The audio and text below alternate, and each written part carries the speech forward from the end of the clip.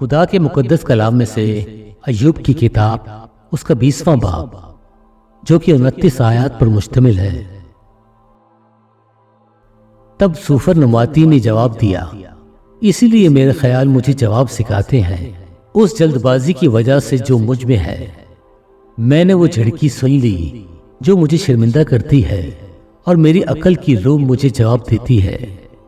کیا تو قدیم زمانے کی یہ بات نہیں جانتا جب سے انسان زمین پر بسایا گیا کہ شریروں کی فتح چند روزہ ہے اور بے دینوں کی خوشی دم بھر کی ہے؟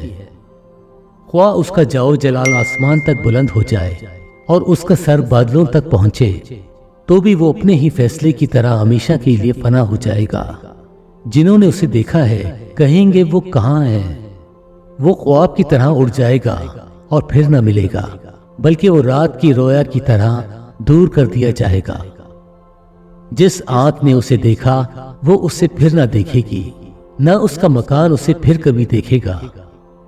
اس کی اولاد غریبوں کی خوشامد کرے گی اور اسی کے ہاتھ اس کی دولت کو واپس دیں گے۔ اس کی ہڈیاں اس کی جوانی سے پر ہیں، پر وہ اس کے ساتھ خاک میں مل جائے گی۔ خواہ شرارت اس کی میٹھی لگے، خواہ وہ اسے اپنی زبان کے نیچے چھپائے، خواہ وہ اسے بچا رکھے اور نہ چھوڑے بلکہ اسے اپنے منہ کے اندر دبا رکھے، تو بھی اس کا کھانا اس کی انتڑیوں میں بدل گیا ہے۔ وہ اس کے اندر افی کا زہر ہے۔ وہ دولت کو نگل گیا ہے، پر وہ اسے پھر اگلے گا۔ خدا اسے اس کے پیٹ سے باہر نکال دے گا۔ وہ افی کا زہر چوسے گا، افی کی زبان اسے مار ڈالے گی۔ وہ دریاؤں کو دیکھنے نہ پائے گا، یعنی شہد اور مکھن کی بہتی ندیوں کو۔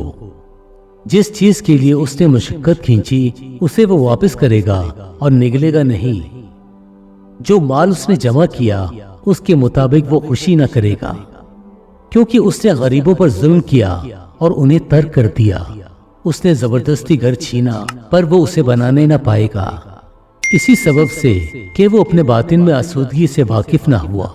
وہ اپنی دل پسند چیزوں میں سے کچھ نہیں بچائے گا۔ کوئی چیز ایسی باقی نہ رہی جس کو اس نے نگلا نہ ہو، اس لیے اس کی اقبال مندی قائم نہ رہے گی۔ اپنی کمال آسودہ حالی میں بھی وہ تنگی میں ہوگا، ہر دکھیارے کا ہاتھ اس پر پڑے گا۔ جب وہ اپنا پیٹ بھرنے پر ہوگا تو خدا اپنا قہر شدید اس پر نازل کرے گا، اور جب وہ کھاتا ہوگا تب یہ اس پر برسے گا۔ وہ لوہے کے ہتھیاروں سے بھاگے گا، لیکن پیتل کی کمان اسے چھیڑ ڈالے گی۔ وہ تیر نکالے گا اور وہ اس کے جسم سے باہر آئے گا۔ اس کی چمکتی نوک اس کے پتے سے نکلے گی۔ دہشت اس پر چھائی ہوئی ہے، ساری تاریکی اس کے خزانوں کے لیے رکھی ہوئی ہے۔ وہ آگ جو کسی انسان کی سلگائی ہوئی نہیں اسے کھا جائے گی۔ وہ اسے جو اس کے ڈیرے میں بچا ہوا ہوگا بزم کر دے گا۔ آسمان اس کی بدی کو ظاہر کر دے گا اور زمین اس کے خلاف کھڑی ہو جائے گی۔ اس کے گھر کی بڑھتی جاتی رہے گی۔ خدا کے غضب کے دن اس کا مال جاتا رہے گا۔ خدا کی طرف سے شریر آدمی کا حصہ اور اس کے لیے خدا کی مقرر کی ہوئی میراث یہی ہے۔